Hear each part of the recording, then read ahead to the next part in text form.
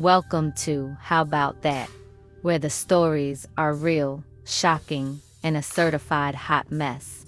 We're talking the kind of stories that make you pause mid-bite and go, wait, what just happened?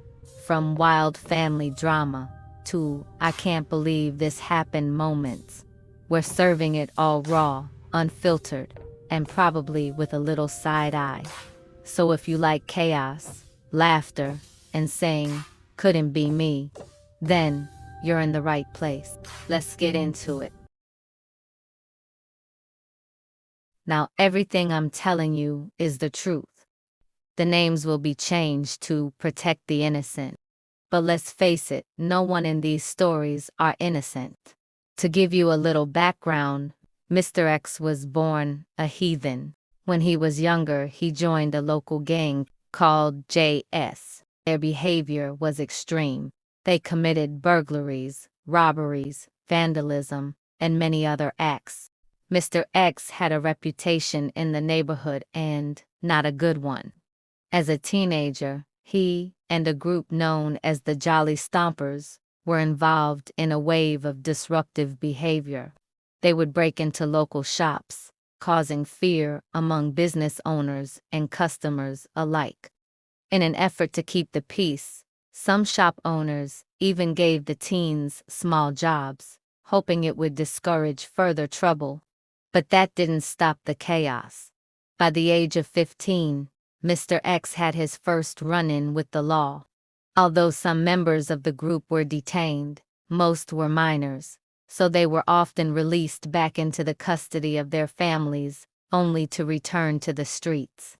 For Mr. X, this cycle continued until his own parents, overwhelmed and at a loss, could no longer manage his behavior. Mr. X joined the military, hoping it would give him direction, leadership, and structure.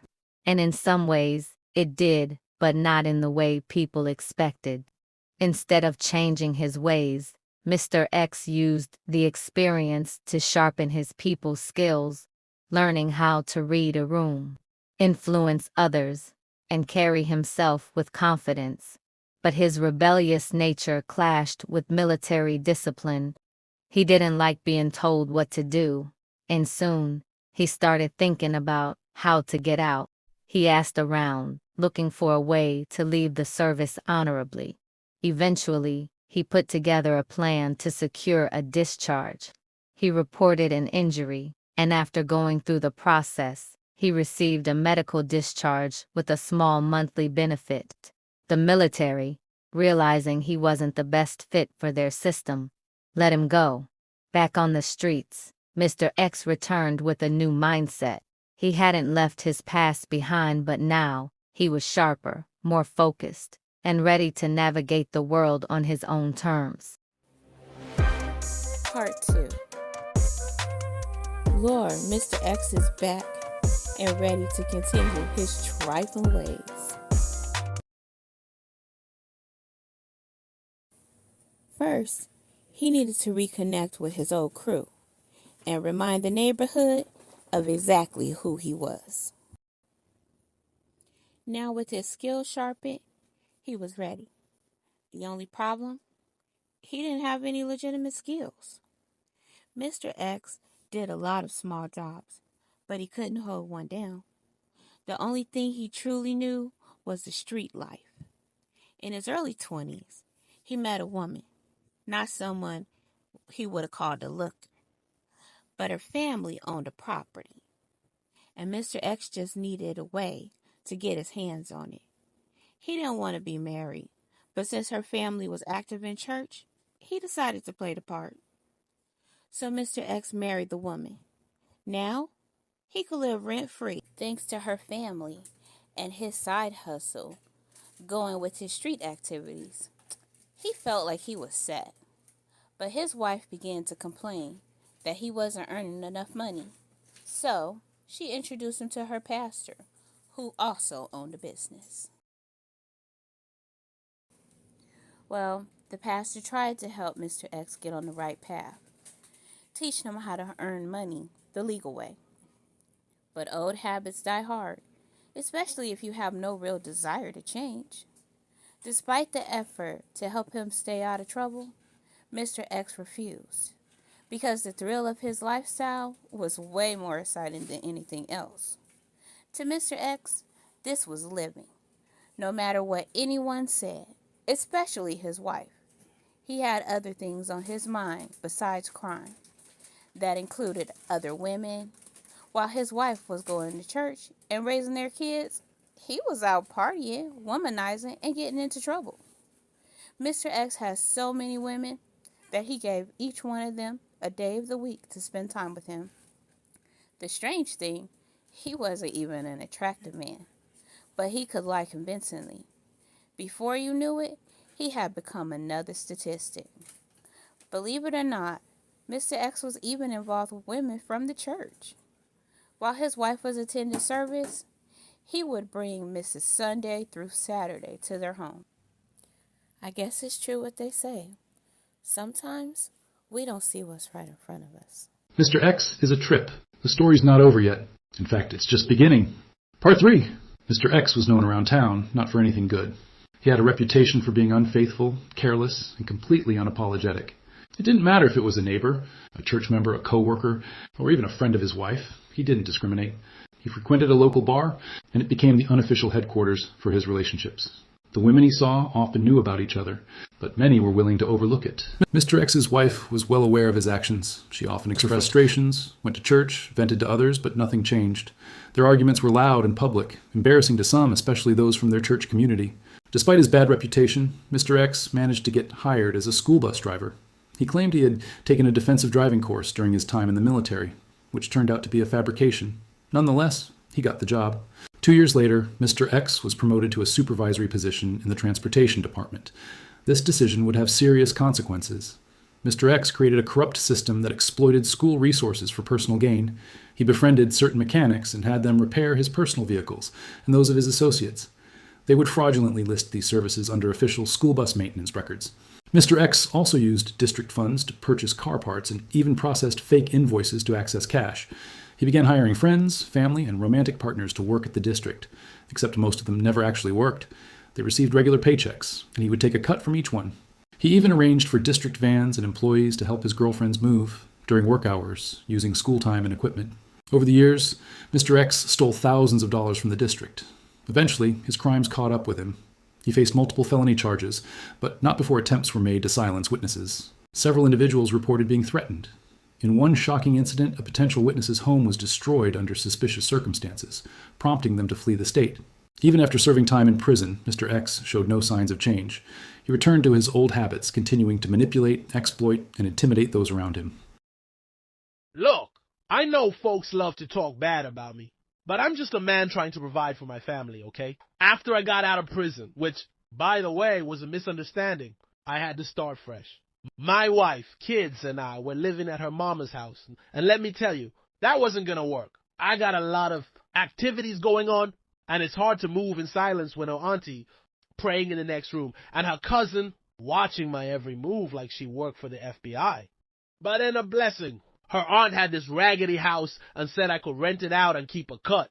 I said, bet. Next thing you know, I'm out here telling folks I own property. I had cash in my hand, a fresh haircut, and a walk like I pay other people's bills. I looked like a whole mogul. Now here's where the drama starts. I let a few of my lady friends move in, and then they decide they don't want to pay rent. Huh?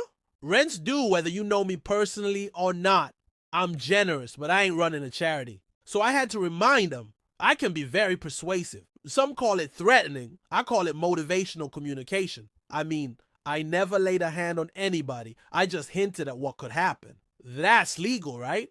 One lady refused to pay rent. I pulled up with a couple of my cousins, took her front door off, and said I was getting it fixed. The house was in a rough neighborhood, so yeah, she moved the next day. You gotta do what you gotta do. She called the cops, but I told him, officer, I'm just a responsible landlord fixing a safety issue. He nodded like he halfway believed me. I told him the door would be back in 2 days. He left. The door never came back.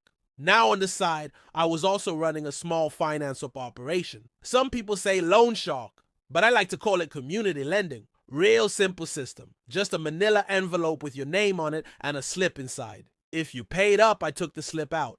If not, well, I knew where to find you. As for relationships, I don't like breakups. Too much drama. So when I was done with a girlfriend, I'd have one of my old army buddies slide in, tell her he's about to be deployed and wants her to come with him. She'd fall for the fairy tale, and then bam, she gone. He'd call me, mission accomplished, smooth, no yelling, no tears, just peace. Sometimes they didn't even break up with her. They just ghosted. And I'd be sitting back like, whoo, another clean exit. Now people call me low down, dishonest, shady. But me, I'm just out here trying to survive, build an empire, and occasionally finesse my way into early retirement. Ain't my fault folks can't handle greatness. And let me make one thing clear. This right here is the real story. The truth, straight from me. All those other folks running their mouths, they can keep talking. I know they will. They act like they know my life better than I do. Let them keep telling my business. I ain't bothered. Just remember, if I didn't say it, it's probably twisted, salty, or straight up wrong. I'm Mr. X, and yeah, I might be a little misunderstood. But I ain't never burned. Now, if you'll excuse me, I got rent to collect and a door to fix. Mr. X out. Man, this one still don't sit right with a lot of folks. It's a cold case, still wide open. I went digging through old papers, archives, whatever I could find, and every single one pointed to the same thing. The last person seen with that dude was Mr. X. Now, I'd heard all kinds of stories about where that man's body could be. Folks got theories from rivers to backyards, but not one of them's been proven. There's even spots that ain't been searched yet. With today's tech, it's possible we might finally get some answers. When I asked Mr. X about it, he just laughed. Said he ain't got nothing to do with it. Cold, right? And here's the real kicker come to find out. He was messing around with one of the man's relatives. Same last name and everything. That's foul, but Mr. X, he never had no shame. Mr. X, man, that's my cousin, but we were more like brothers. Grew up side by side. Even as a kid, he was hustling, sharp as a blade, slick with his words. He could talk anybody into anything, but instead of using it for good, he used it to run game. I seen it, every scheme, every scam, and yeah, this is how it really went down. As Mr. X grew older, he never left his life of questionable dealings behind. Before his first wife's family passed away, he managed to have them name him executor of their estates and grant him power of attorney. When his first wife's mother died, she owned several houses, which Mr. X then gained control over. He continued to take advantage of tenants by overcharging for properties that were initially in good condition. However, because he hired unlicensed workers and used low-quality materials, the homes quickly declined. Mr. X routinely raised the rent and charged additional fees if he had to handle repairs himself. Since the properties were already paid off, he accepted food stamps from tenants and only had to pay annual property taxes. There were frequent reports of intimidation and pressure toward tenants in exchange for personal favors. In one situation, he asked a woman he was dating to allow another woman, whom he was also involved with, to move in with her. When she declined, she reportedly faced consequences later. One of the most controversial moments came after his wife's uncle passed away, leaving behind nearly $80,000. Mr. X gained access to the funds and spent it all on cars and personal entertainment. By the time his first wife passed away, he was down to 4 properties, which he had convinced the family to sign over to him. Despite this, he was in debt after refinancing the home he lived in. Later, Mr. X remarried, but the cycle of manipulation and financial instability continued. Let me tell you about Mr. X. See, when I came into that relationship, I brought my own mind and a whole lot of mouth. I wasn't raised to play background to no man just 'cause he older and loud. When Mr. X got out of line, I didn't just let it slide. I cussed him out with a smile. Yeah, I'm from a different generation, one where my mama taught me how to stand tall, and the man had the audacity, no, the nerve, to ask me to call him daddy. I said absolutely not. My real daddy is deceased, Rest his soul. And you, sir, you are not about to apply for the role. What is it with men thinking being called daddy equals control? Sir, this ain't that type of party. Pass. Now, Mr. X thought he was some kind of neighborhood hero, a community organizer. Child, please. More like the leader of the hoodlum coalition. When we first met, he flashed a little cash and had property. So I said, okay, cool, at least he ain't broke. I was working, going to school, and let's be real, I was a step up for him. At first? Oh, baby, he laid it on thick. Fancy dinners, nice dates. But the second I signed that marriage license, the restaurant outings disappeared like his hairline. I told myself, girl, it's fine, you know how to entertain yourself. So I kept going to the movies and out to eat, just without him. Because I believe in treating me good, period. See, Mr. X liked to think he ran things. But I had to remind him, this ain't that type of relationship. I wasn't some project he was gonna mold. I already came assembled and fabulous, thank you. He was used to women that jumped when he hollered. Not me. I jump only when I see a spider. Folks told me him and his first wife used to argue all day long. I told him quick, listen, I ain't got time for daily scream therapy. You can take this piece or leave it, but I'm not gonna spend my good years fussing over foolishness. And the way he yelled at people, like he was auditioning for a soap opera. I've seen folks shrivel up under that mess. Not me. My mama raised me to walk proud, not ask nobody for permission to breathe. Mr. X loved those clingy types, women that needed a man to function, called him daddy, and couldn't pick a restaurant without checking in. Not me, baby. I got taste and options. He once called me uppity. Uppity. What is this, 1985? Well, guess what? I'd rather be uppity than pitiful. And don't get me started on the run-ins I had with some of his other lady friends. Oh yeah, the madness was real.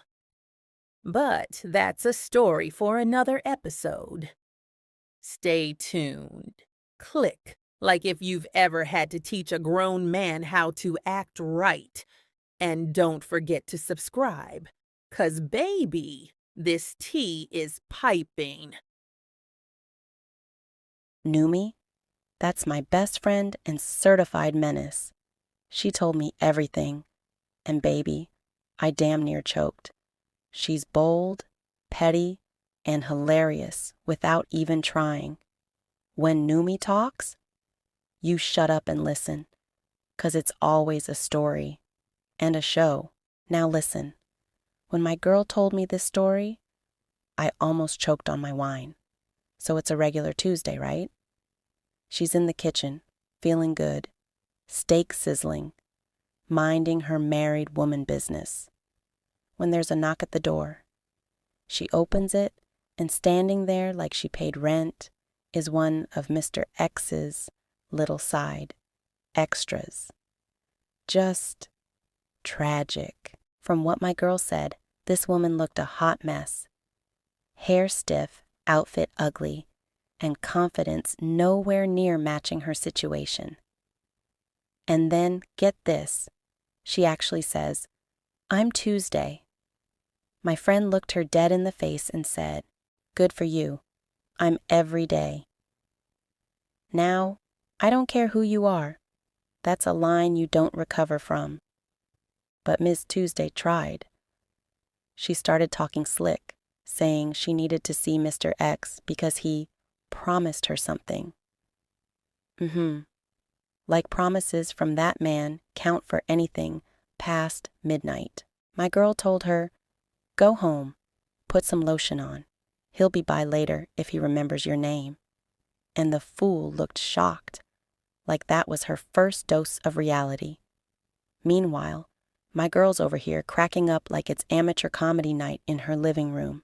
It got so bad, one of Mr. X's boys literally ran off to go find him before my girl finished roasting that woman into ashes.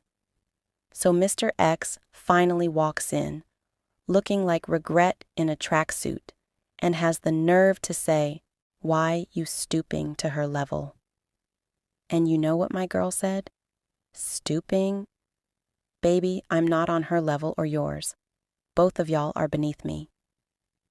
And just to seal the deal, as he's telling Miss Tuesday to leave, my girl yells out, "Don't forget your lotion, boo." She laughed so hard she almost dropped her steak. And Miss Tuesday? She wanted to fight, but she didn't. Because deep down, she knew she was in the wrong house, messing with the wrong woman, on the wrong damn day. And Miss Tuesday? Whew. That girl limped away with more than ashy knees. She left with a bruised ego and a lifetime memory. I should have thrown that damn steak. I showed up because he told me to. Texted me like everything was still sweet. So I go over there his house, her kitchen, whatever. She opens the door, smiling like the cat that stole everything. No words, just standing there holding a steak like it was a trophy. Then she hit me with it. I'm every day, remember. Then had the audacity to say, "You look a little dry, boo. Need some lotion? Oh, I saw red." Before I could drag her, he walks in like he ain't start this whole mess. "Tuesday, you need to go," he said. No explanation. No, nothing. Just like that. Kicked me out. Right in front of her. She held that steak like she wanted me to say something. I should have snatched it and slapped both of them with it. But I didn't.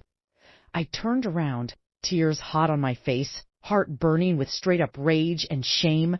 They think they played me. No, I walked out, but I should have thrown that steak.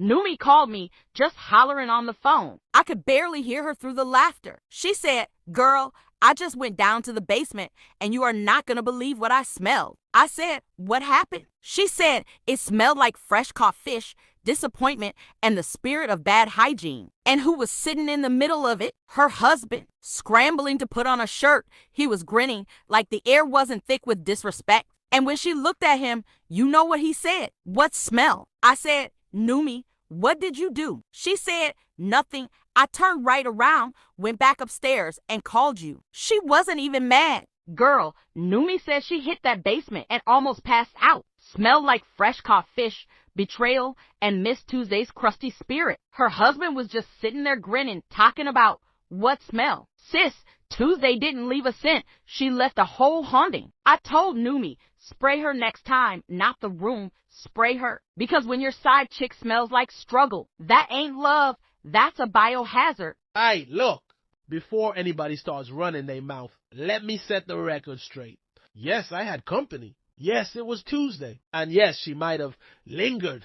So I'm chilling in the basement, feeling good, real smooth. Shirt off, TV on low, just reflecting on life. Then I hear boom, boom, boom. My wife stomping down the stairs like she's SWAT. Soon as she hits that last step, she stops dead. What the hell is that smell? I'm sitting there like, what smell? Real innocent, real confused, like I ain't noticed the air got thicker. But come on now, I'm not about to tell her myself. I'm too seasoned for that. She starts clutching her chest like she walked into a seafood boil that got left in the sun. Talking about smells like fresh caught fish and hot betrayal. I said, that's crazy. Kept a straight face too because I'm a professional. Now granted, Tuesday wasn't exactly spring fresh, but that ain't got nothing to do with me. That's a her issue. I don't do inspections. I do entertainment. Wifey starts fanning the air like she gonna pass out. Talking reckless. Your little visitor left her hygiene in 1999. I'm like, wow, you being real judgmental for somebody who don't know the full story. She hit me with a death stare, turned right around, and walked back up the stairs like she was evacuating the premises. Me, I sat right there in that funk, proud, confident, slightly dizzy. Because one thing about Mr. X, I don't fold under pressure. Peace. Everybody want to play gangster, but don't nobody want to pay the bill. Mr. X thought he was slick, thought he was untouchable, thought the streets, the women, and karma was all on his payroll. See, when you play stupid games, you don't just win stupid prizes. You win karma. And Mr. X, yeah, he collected every last one. The women gone, the money, ghost, the property, falling apart like his alibis. And the lies. Them lies collapsed faster than a fake Gucci belt in the rain. He went from strutting around like he was the man to sitting in a busted recliner, mad at the ceiling, blaming the air for his problems. Karma don't send warnings. She don't knock. She kicks the door in with receipts and a witness list. And Mr. X, that man got served the tab so long. Even the devil looked at it and said, God damn,